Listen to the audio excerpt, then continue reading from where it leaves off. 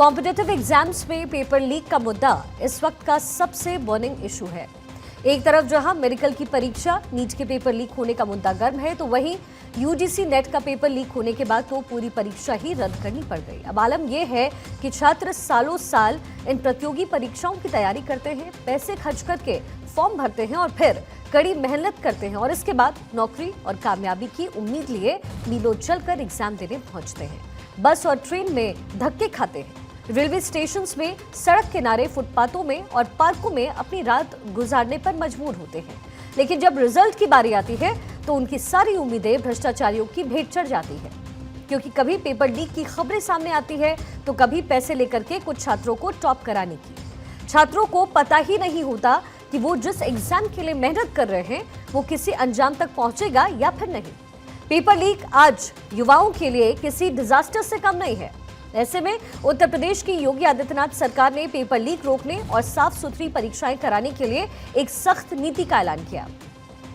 दरअसल योगी सरकार paper leak रोकने और सॉल्वर गैंग पर लगाम लगाने के लिए नया कानून लेकर के आ रही है और इस नए कानून में पेपर लीक और सॉल्वर गैंग से जुड़े लोगों के खिलाफ कड़ी कार्रवाई का प्रावधान है और इसमें शामिल लोगों के खिलाफ भारी भरकम जुर्माना, बुलडोजर एक्शन से लेकर के जेल तक का प्रावधान है।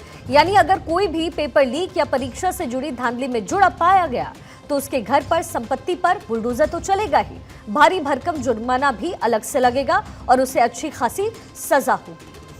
दरअसल सरकार चाहती है कि पेपर लीक के आरोपी ऐसे ही ना बच करके निकल पाएं और यही नहीं, कुछ और इंतजामात भी किए गए हैं ताकि परीक्षा की पूरी प्रक्रिया को लीक प्रूफ बनाया जा सके। इसके लिए भी नीति का ऐलान किया गया है, जिसके तहत हर पाली में 2 या 2 से ज्यादा पेपर सेट जरूर होने चाहिए। साथ ही हर सेट के क्वेश्चन पेपर को अलग अलग एजेंसीज ही छापेंगी। पेपर कोडिंग को भी और व्यवस्थित किया जाएगा, यानी हर क्वेश्चन पेपर में गोपनीय कोड होगा और क्वेश्चन पेपर के हर पन्ने पर एक यूनिक बारकोड, क्यूआर कोड और यूनिक सीरियल नंबर भी डाला जाएगा। इससे अगर जरूरत पड़े तो उस सीरीज की पूरी डिटेल्स आराम से निकाली जा सकेगी। साथ ही जिन बॉक्स में ये क्वेश्चन पेपर लाए और ले जाए जाएंगे उनकी भी टेम्पर प्रूफ मल्टीलेयर पैकेजिंग होगी, ताकि ये तय किया जा सके कि ये क्वेश्चन पेपर क्लासरूम में ही खोले जाएं और अगर बीच में इन्हें खोलने की कोशिश हो तो पता चल जाए। साथ ही जो एजेंसी पेपर्स छापेंगी उनकी भी लगातार निगरानी की जाएगी। जिन प्रिंटिंग प्रेस में ये पेपर छापे जाएंगे वहां भी मोबाइल और कैमरा ले जाने पर पूरी तरीके से प्रतिबंध रहेगा और इनकी जानकारी भी पूरी तरीके से गोपनीय रखी जाएगी।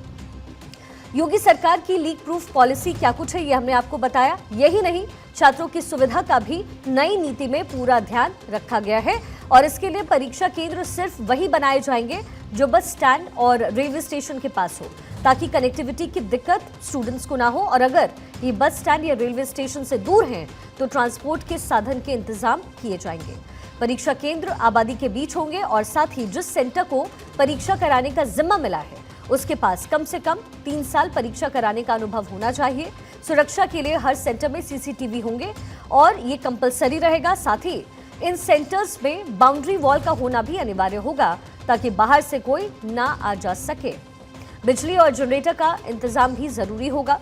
छात्रों की सुविधा और फुल प्रूफ परीक्षा कराने के लिए परीक्षा केंद्रों के लिए 2 कैटेगरी बनाई गई।